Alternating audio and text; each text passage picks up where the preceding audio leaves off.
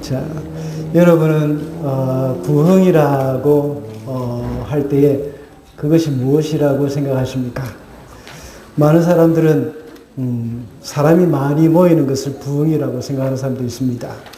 교회에 예수 믿는 사람들이 많이 등록해서 숫자가 많아지면 그 교회가 부흥했다고 말을 하기도 합니다. 그러나 그것은 하나의 교회 성장이지 부흥이라고 할 수는 없습니다. 부흥이라는 말은 신앙에 대해서 다시 관심을 불러일으키는 그 과정, 그것을 말하는 겁니다. 1904년도에 미국의 아주사 거리에 보면 큰 부흥이 일어났습니다. 그때 주도적인 역할을 한 분이 바로 윌리엄 시모 목사님입니다. 그분은 부흥을 사모하면서 간절히 기도했고 그 결과 큰 각성 운동이 일어났습니다. 그리고 우리가 잘 아는 것처럼 1907년도에 우리나라 평양에 대부흥 운동이 있었습니다. 그때도 역시 말씀 집회를 했었는데 은혜를 받지 못하고 모두가 냉랭한 분위기였죠. 그때 길선주 장로님이 일어나서 자신의 죄를 고백했습니다. 친구가 유족을 위해서 사용해달라고 돈을 맡기고 죽었는데 길선주 장로는 그 자신의 개인적인 용도로 그 친구의 돈을 약간의 금액을 사용했던 겁니다. 그래서 그것을 잘못했다고 이야기하면서 고백을 했습니다. 오늘 이렇게 말씀 집회를 해도 아무도 은혜 받지 못하는 것은 바로 그런 죄를 지은 나 때문이라고 이렇게 말을 했습니다. 그러면서 자신이 바로 아간과 같은 사람이라고 하면서 용서를 구했습니다. 그래서 그 말을 듣던 모든 사람, 너도 나도 할 것 없이 자신의 잘못한 죄를 고백하면서 밤새도록 그 집회가 끊이지 않았습니다. 그리고 평양의 술집이나 유흥가도 다 문을 닫았고 그곳에 그 술집이 바로 기도의 장소가 되어서 사람들이 모여서 거기서 기도를 했습니다. 교회의 부흥으로 바로 사회가 변했던 일이 있었습니다. 그리고 지난 2월 8일 미국의 켄터키주에 있는 에즈베리 대학교에서 큰 부흥이 일어났습니다. 그 학교의 교목인 제크 미디크립스라는 그런 목사님이 계셨는데 그분이 로마서 12장으로 사랑의 실천이라는 설교를 했습니다. 그 설교를 듣던 청년 학생들과 교직원이 강력한 그 성령님의 임재를 경험하고 그 자리를 떠나지 않고 계속해서 기도하면서 예배를 드렸습니다. 그리고 미국 전역에 심지어 한국에서도 그 학교를 방문해서 함께 기도하면서 그 부흥에 동참했던 사람들이 많이 있었습니다. 신학자들은 이것을 가리켜 이제 시작에 불과하다고 말을 합니다. 그리고 이어서 옆에 대학교인 리 유니버시티라는 그런 대학교에서도 역시 같은 부흥이 일어났습니다. 이 땅 해밀턴에서도 참 이런 부흥이 일어나기를 원합니다. 우리는 이런 부흥이 일어나는 주역이 되어야 합니다. 오늘 본문의 제목이 부흥의 주역이 되라인데 주역이라는 말은 중요한 인물이라는 의미입니다. 이런 부흥이 일어날 때마다 하나님은 사람을 사용하셨습니다. 하나님께 쓰임 받는 사람이 바로 주역인 것입니다. 오늘 우리가 읽은 본문에서도 역시 이스라엘을 다시 세우고자 하는 주역이 있었습니다. 그 사람이 바로 느헤미야였죠. 느헤미야는 예루살렘의 그 무너진 성벽을 다시 쌓고 8장부터는 예루살렘에 큰 부흥이 일어났습니다. 그래서 9장에 보면 죄를 고백하고 회개하는 그런 일들이 마구 일어났습니다. 우리가 영적인 부흥을 원한다면 먼저 무너진 성벽을 다시 세워야 합니다. 유다 백성들은 예루살렘 성이 무너진 것을 다시 세웠지만 유다 백성들은 예루살렘 성이 무너진 것을 다시 세웠지만 우리는 우리의 삶에 있어서 무너진 영적인 예루살렘 성이 있습니다. 그것을 다시 일으키면서 부흥을 기대해야 합니다. 첫째로 부흥의 주역은 영적인 현실을 바로 봅니다. 13절과 14절입니다. 밤에 나는 골짜기 문을 나섰다. 용샘을 지나 그런 문에 이르기까지 예루살렘 성벽을 살펴보니 성벽은 다 허물어지고 문들도 모두 불에 탄 채로 버려져 있었다. 샘문과 왕의 연못에 이르렀을 때는 내가 탄 짐승이 더 나아갈 길이 없었다. 지난번에 우리가 살펴봤던 느헤미야 1장과 2장에서는 느헤미야가 예루살렘 성이 무너지고 황폐해졌다는 말을 들었습니다. 그리고 느헤미야는 슬퍼하면서 수일 동안 금식하면서 기도했다고 말했습니다. 그 후에 몇 달이 지난 후에 아닥사스다 왕에게 허락을 받고 예루살렘으로 느헤미야가 왔던 것입니다. 예루살렘에 도착한 느헤미야는 사흘을 쉬고 나서 밤에 수행원 몇 명을 데리고 이제 순찰하러 나갔습니다. 예루살렘의 현실을 정확히 파악을 하기 위해서였습니다. 순찰 중에 느헤미야는 예루살렘 성벽이 다 허물어졌고 문들도 불타버린 상황을 다 보았습니다. 그리고 파괴된 잔해가 골짜기로 막 쏟아져 있었기 때문에 이 통로가 막혀가지고 그가 탄 짐승이 지나갈 자리조차 없을 정도였습니다. 이렇게 느헤미야는 예루살렘의 현실을 잘 파악했습니다. 물론 그 전에 이미 성벽이 다 허물어졌다는 사실을 알고는 있었지만 그 구체적인 모습을 알아보기 위해서 순찰을 했던 것입니다. 우리의 삶에 있어서도 역시 우리의 영적인 현실을 잘 알아야 합니다. 우리에게도 영적인 예루살렘 성이 있습니다. 그것이 바로 우리의 믿음 생활일 것입니다. 우리의 믿음 생활에 있어서 과연 무엇이 무너졌으며 어떤 것이 잘못되었는지 그리고 어떤 부분을 다시 세워야 하는지 알아야 합니다. 기도 생활이 무너진 사람도 있을 것이고 말씀을 읽고 묵상하는 생활이 그 생활이 무너진 사람도 있을 것입니다. 전에는 열심히 기도 생활했는데 이제는 바쁜 생활 가운데서 기도 생활을 놓아버리고 주님과의 그 첫사랑이 언제였는지 까마득하게 잊고 있는 그런 사람도 있을 것입니다. 또한 어떤 가정은 가정의 재단이 무너진 가정도 있을 것입니다. 가정 기도회를 자녀들과 하던 것을 바쁘다는 핑계로 언제부터인지 모르게 소홀히 해졌습니다. 우리는 그것이 무너져 있든지 아니면 처음부터 세워야 하든지 세워지지 않은 사람도 있는 것 같습니다. 그런 가운데서 우리는 정확한 우리의 모습을 봐야 합니다. 지금까지 가정기도회를 시작하지 않은 가정은 이번 주간을 계기로 해서 다시 회복하시기를 바랍니다. 느헤미야와 같이 여러분 개인이나 가정에 영적으로 무너진 부분이 무엇인지 다시 돌이켜보시기 바랍니다.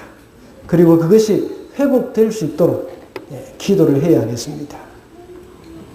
서론에서 말씀드린 에즈베리 대학교의 그 부흥운동에 대해서는 거기에서는 채플 시간에 목사님의 그 평범한 설교에서 그 부흥이 시작됐습니다. 목사님이 사랑을 실천할 것을 강조하면서 만약에 여러분 삶에 사랑이 없으면 이곳을 떠나지 말고 사랑하게 해달라고 기도하십시오 라고 말을 했습니다. 학생들은 그 말씀을 듣고 자기 속에 사랑이 없다는 것을 알고 그 채플실을 나가지 않고 계속해서 기도했던 겁니다. 그렇게 모여서 기도하는 중에 성령님이 임하기 시작했던 것입니다. 말씀을 듣고 자신의 영적인 현실을 바로 보았습니다. 그리고 그 자리에 머물러 기도할 때에 부흥이 시작된 것입니다. 여러분의 개인의 삶이 무질서하거나 또 가정에 뭔가 어수선하다면 하나님의 말씀 앞에 우리의 삶을 돌아볼 필요가 있습니다. 오늘 설교 말씀을 통해서 하나님께서 여러분들에게 말씀하시든지 여러분이 하는 말씀 묵상을 통해서 말씀을 하시든지 그 하나님의 말씀 앞에 자신을 비추어 볼 때에 우리는 어디가 무너졌는지 우리의 영적인 현실을 깨달을 수가 있습니다. 또한 우리의 삶이 질서정연하다고 하더라도 이상하게 우리의 마음이 황폐해져 있을 수도 있습니다. 이런 모든 부분이 우리가 영적인 존재이기 때문입니다. 그러므로 우리는 그것을 확실히 알고 다시 세워나가는 그런 삶을 살아야 합니다. 둘째로 부흥의 주역은 진정한 부끄러움을 압니다. 17절 말씀입니다. 이렇게 돌아보고 난 다음에 나는 비로소 관리들에게 말하였다. 여러분이 아는 바와 같이 우리는 지금 어려움에 빠져 있습니다. 예루살렘은 폐허가 되고 성문들은 불탔습니다. 이제 예루살렘 성벽을 다시 쌓읍시다. 남에게 이런 수모를 받는 일이 다시는 없어야 할 것입니다. 느헤미야가 야간 순찰을 나갔다가 예루살렘 성의 그 현실을 파악했습니다. 그리고 관리들을 모아놓고 예루살렘의 현실을 다 이야기를 했습니다. 그리고 예루살렘 성벽을 다시 쌓아서 다시는 이런 수모를 받는 일이 없도록 하자 하고 말을 합니다. 느헤미야는 예루살렘 성이 무너진 현실을 가리켜서 그것을 부끄러운 일이라고 생각을 했습니다. 하나님의 백성으로 살면서 이방인들의 침략을 받아서 성이 무너지고 문이 불타버렸습니다. 느헤미야와 유다 백성들에게는 그들에게 부끄러운 일은 가난하거나 무능함이 아니었습니다. 그들이 부끄럽게 여긴 것은 이방인의 침략을 받아서 무너진 성이 그들에게는 큰 수치로 여겨졌던 것입니다. 우리 성도의 삶에도 무엇이 부끄러운 일인지 알아야 합니다. 우리 성도들에게 있어서 부끄러운 일은 무너진 믿음의 삶입니다. 우리가 영적으로 무감각해져 버린 것입니다. 그래서 하나님과의 교제가 끊어지고 죄에 대해서 무감각해진 것, 이것이 우리에게 있어서는 정말 부끄러운 일입니다. 그리고 우리의 삶에 믿음의 결단을 하지 못해서 침체되어 있는 상황, 그런 가운데서 성도다운 삶을 살지 못한 것이 바로 부끄러운 삶입니다. 예루살렘은 이방인이 쳐들어와서 성벽이 무너졌지만 오늘날 우리 성도들의 삶 가운데서는 세속주의가 침투하고 있습니다. 그래서 그것으로 인해서 우리의 삶이 무너져 가고 있는 겁니다. 우리가 신앙생활을 하는 부분에 있어서 성도다운 삶을 살아가지 못하는 것, 이것은 바로 세속주의의 침범 때문에 그런 겁니다. 우리의 모든 삶이 다 무너져 버리고 있는 것입니다. 그래서 우리의 신앙 기초가 무너지고 이 땅에서 좋은 직장을 가지거나 좋은 대학교에 가는 것을 아주 자랑스러워합니다. 그러나 반대로 그리 좋은 직장이 아니고 좋은 학교가 아니라고 할지라도 그것을 부끄럽게 여기는 그런 이 좋은 직장이나 좋은 이 학교가 아닌 것에 대해서 부끄럽게 여기는 그런 성도들이 참 얼마나 많은지 모릅니다. 우리가 부끄러워해야 할 것은 그것이 아닙니다. 하나님과의 관계가 무너지고 우리의 영적인 삶이 무너진 것이 부끄러운 것임을 알아야 합니다. 그러므로 우리는 이 땅에서 가난하게 사는 것이나 무능하다는 소리를 듣는 것보다 더 부끄럽게 여길 것은 바로 영적인 침체임을 알고 우리의 영적인 삶을 다시 세워가야 하겠습니다. 우리의 자랑은 바로 예수 그리스도이기 때문입니다.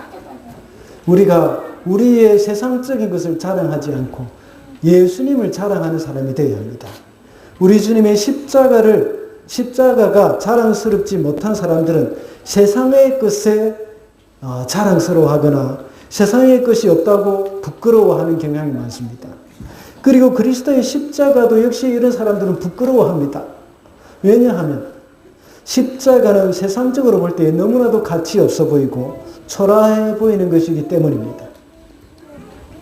사도 바울은 갈라디아서 6장 14절에서 이렇게 말을 하고 있습니다. 그런데 내게는 우리 주 예수 그리스도의 십자가 밖에는 자랑할 것이 아무것도 없습니다. 그리스도로 말미암아 내 쪽에서 보면 세상이 죽었고 세상 쪽에서 보면 내가 죽었습니다. 예수 그리스도의 십자가를 자랑할 때 나에게 십자가의 삶이 없는 것이, 그런 십자가의 삶을 살지 않는 것이 부끄러움이 되어지는 겁니다. 내가 죽지 못한 것이 부끄러워지고 또 내가 세상의 가치관을 따라 사는 것이 부끄러워져 가는 겁니다. 나의 유익을 위해서 이웃과 싸워서 이겼다는 것, 이게 자랑이 아니죠. 이것은 그리스도인으로서 부끄러운 일입니다. 우리는 항상 이웃과 싸우면서 져야 하는 사람들입니다. 십자가를 지는 사람들입니다. 양보를 해야 하는 사람들입니다. 기어코 내 권리를 찾고자 하는 것이 자랑스러운 일이 아닙니다. 그것은 부끄러운 일이죠.